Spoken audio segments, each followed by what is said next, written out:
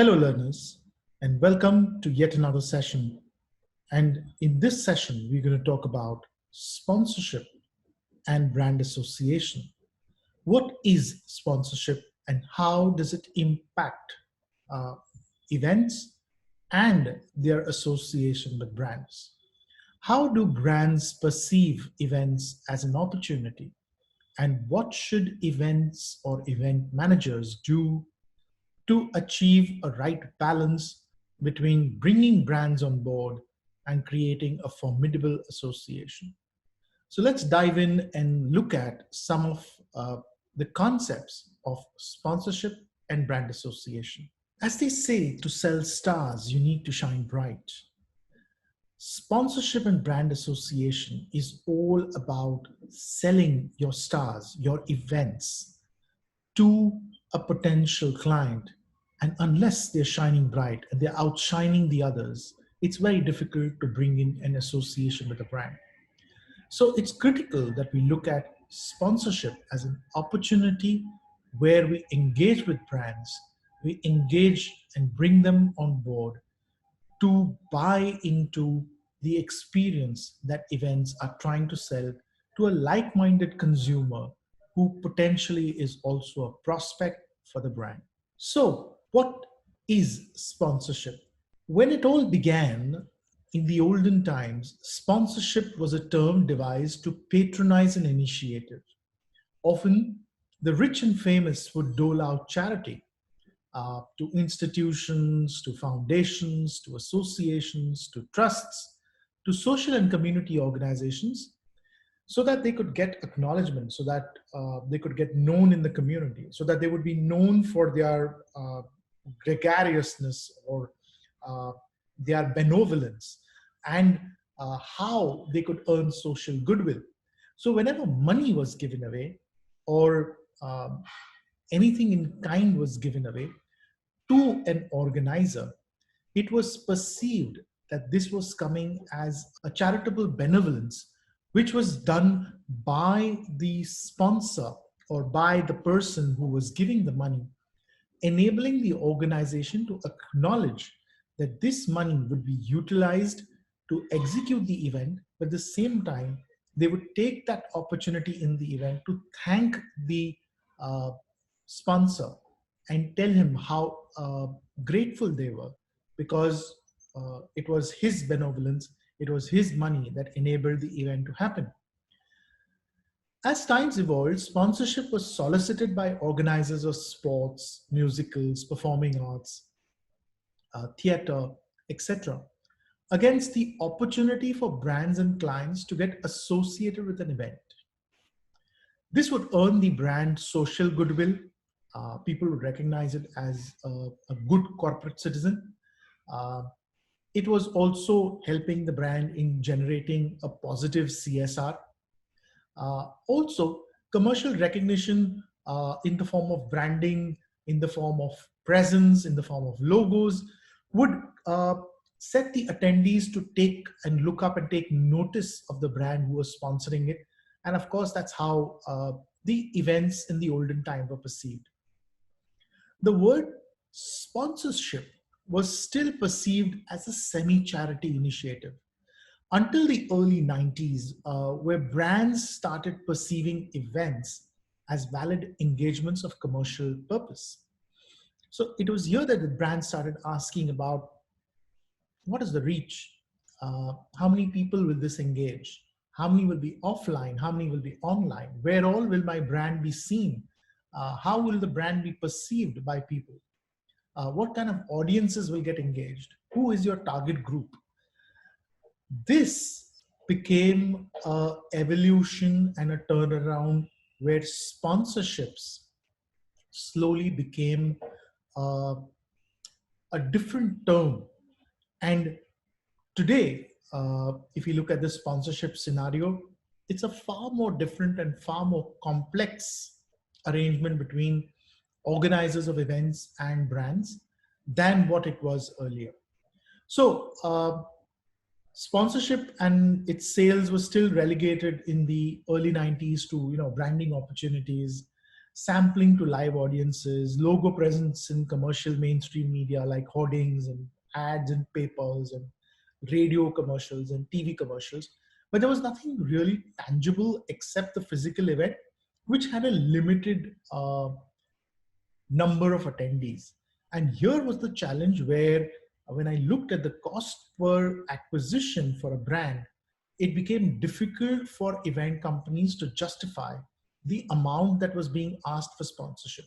So while the ticket size of the sponsorship was a huge amount, eventually the number of people that attended the event live and actually experienced the brand messaging in some way or the other, and would have an opportunity to recall that brand, were not so large enough to justify the cost of acquisition. And that's the turnaround or the turning point, as I would determine, which changed the entire business for a very, very long time to come.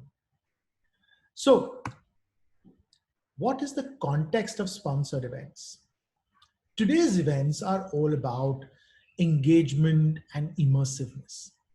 Events are about building communities and talking to them about their likes.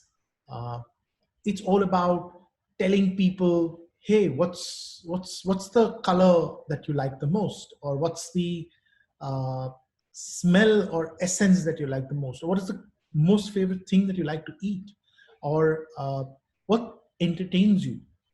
So communities are built around various planks. It could be social, it could be economic, it could be cultural, it could be interests, it could be ambitions, it could be aspirations, it could be dreams. Communities around the world which are participating in events, whether it is music, art, sports, performing arts, culture, literature, uh, even religion, are all about experiences of like-minded individuals coming together for a common goal. Now, brands are looking deep into such communities and saying, hey, is there a buyer for me there? Is there someone who will eventually latch onto my product and say, yes, while I was here to pray, or while I was here to sing, or while I was here to see my favorite act perform, I think I like this brand who was on stage, who got engaged with me, who made me, endure an experience. I got to touch, I got to sense, I got to feel what the brand stands for. It stands for me, and therefore I think I would buy that brand. So bringing people together to experience art, music, sport, entertainment with a common goal for wholesome experiences that will lead to memories and recall is what is the context of most sponsored events today. Today's events are all about storytelling, and brands want to weave themselves into these stories. Today's events are more about customization, and most events are built around brands and communities and not the other way around. There is no charity, there is no goodwill anymore. There is no social status. It's not about, I want to be recognized in society as a goodwill ambassador, and therefore I must pay into an event to be seen and to be heard. No, it's about binds. It's about saying, if I am there, will I get to sell my brand? Will I get to reach out to my customer? Will I be able to impact him? Will I be able to create an impression? Will I be able to convert him for life? Today's sponsored events are not about how many saw the brand live, or not about how many experienced it live. It goes much beyond that spectrum. So today it's also about how many did not see the event, but still experienced the brand, albeit offline. How many got a chance to hear about the brand? How many got a chance to see the brand, even though they were not physically present at the event? How many got to experience it off air? How many got a chance to understand what the brand stands for? How many got a chance to participate in experiences that were not confined to the venue, but were extended beyond it in the form of social, uh, online, radio, television, and many other multimedia options that were available as a part of the marketing of the event. The paradigm shift to partnership from sponsorship is what is the key learning of this session. Sponsorship is today an outdated word. I think you should delete it from your dictionary, because today's communication or today's engagement of brand who is a buyer and an event who's a seller is about partnership. Brands are coming to events to engage and partner and talk to a unified audience, talk to an audience which resonates the same feeling that they would to the brand which they want to buy, or to the event which they want to buy to attend. So any ticketed event or any attendee event or any invitee event today where it is engaging with an audience, remember, they are selling a proposition to the invitee to come and be a part of that particular activity. And here is where the brand is looking at saying, the guy who comes, or the person who comes and attends this event, is he a potential buyer for me? How can I tell him my story in those 3 hours that he's going to be engaged on this event? How do I immerse him in that experience, which is the event, and subtly push in my product and tell him that I mean the same emotion as what the event means to him, and therefore he should buy into me. So today, brands partner events. Today, brands bring in their experience and merge it with event experiences. Today, brands partner with events that talk to the same set of buyers or consumers. Today, brands invest in events to build a consumer base. So it's not about saying I would be a part of this event only this year, but it's about saying that I will join you this year, build a level of acclimatization with my audiences, repose my messages, and come back the next year to the same audience and repose again and connect with a newer set of people and engage again. So I want to keep the conversation going. I want to be recognized with the events imagery, and every time somebody recognizes that event, he recognizes it as an event which is owned by the brand. So today, if you look at a Filmfare Awards, okay, the most easiest recalled name is of a brand which was typically not allowed to sell in a consumer market. It was a taboo brand which came in the form of chewing tobacco. But today, it still is remembered as one of the key associations with that set of film awards. If you look at the Mumbai Marathon today, till a very long time, and in fact, till very recently, it was known for its association with one of the leading international banks, and that was Standard Chartered. So it was by default called the Standard Chartered Mumbai Marathon, or the Standard Chartered Marathon. It's only recently when Tata took over, it now is known as the Tata Mumbai Marathon.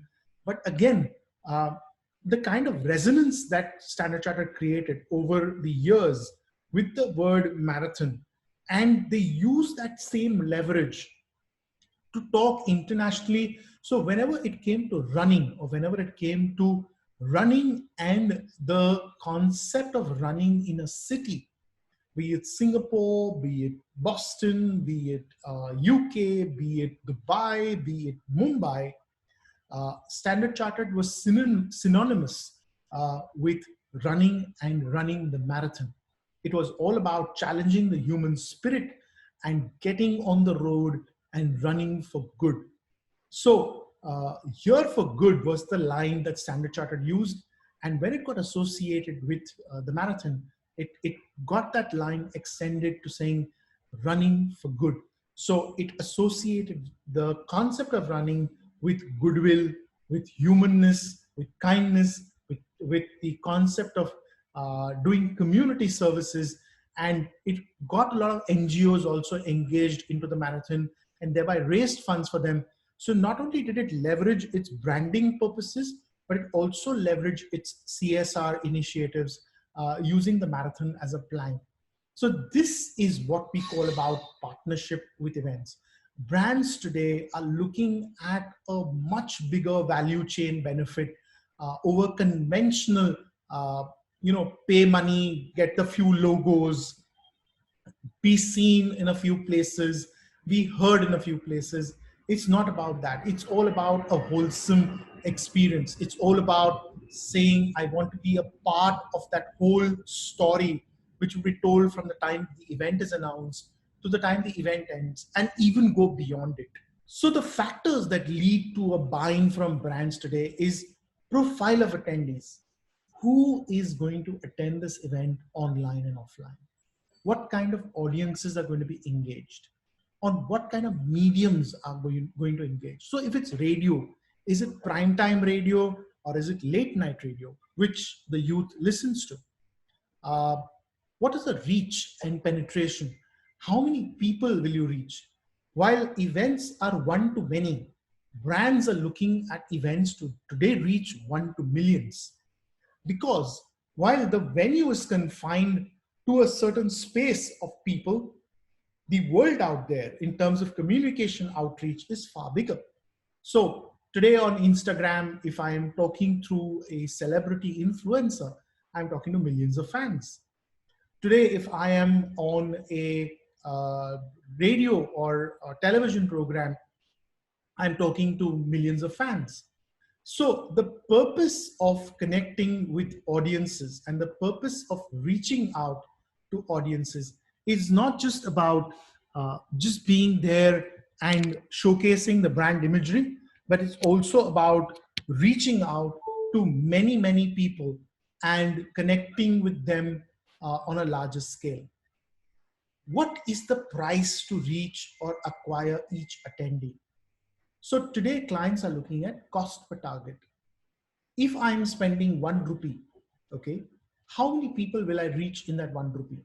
So for every rupee spent on a brand association, clients are looking at both tangible and intangible benefits of reach and penetration and the cost of acquisition, which would be required to engage with each attendee and tell them about the brand.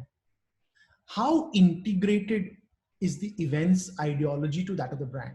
So if I am vibrant, if I am youthful, if I am uh, uh, something that is more social, if I am going to be something that is rebellious, does the event speak the same lingo? Does the event talk about the same attributes? So how integrated are the attributes of the event and the styling, look and feel, engagement patterns, uh, distribution patterns, uh, uh, performance patterns, visual patterns of the event, and how similar are they to the brand's own attributes? This becomes again a deciding factor for many brands to buy into an event. Also, most brands, as I said in the earlier slide, also is saying, how will I enable the brand to build a long-term association? So as I said, it is about community buy-ins. So today, if I'm engaging with an event, I'm looking at it as a long-term perspective because I want to keep coming back to this event. I want to keep talking to the same audience and I want to keep talking to new attendees and then get them into my brand world. That is where I'm looking at sustenance. And if after the event, if there are opportunities to communicate again with the same community, using the event as a leverage, then I am all the more happy to buy into such events, which are talking pre, during, and post events. So what is the future of brand associations? Brands will only invest in experiences that are used or perceived valuable to its community of buyers or prospects. Brands will not put in money on events that don't engage their buyers. Okay. So if the buyer community and the attendee community is similar, brands will get associated. Brands will look at how well does the event story pan out, and how does it resonate not only its own experience, but also the brand's experience in all its forms, as I said, pre, during, and post event. Brands will look at how events continue to communicate with its attendees and fans, building a lasting bond.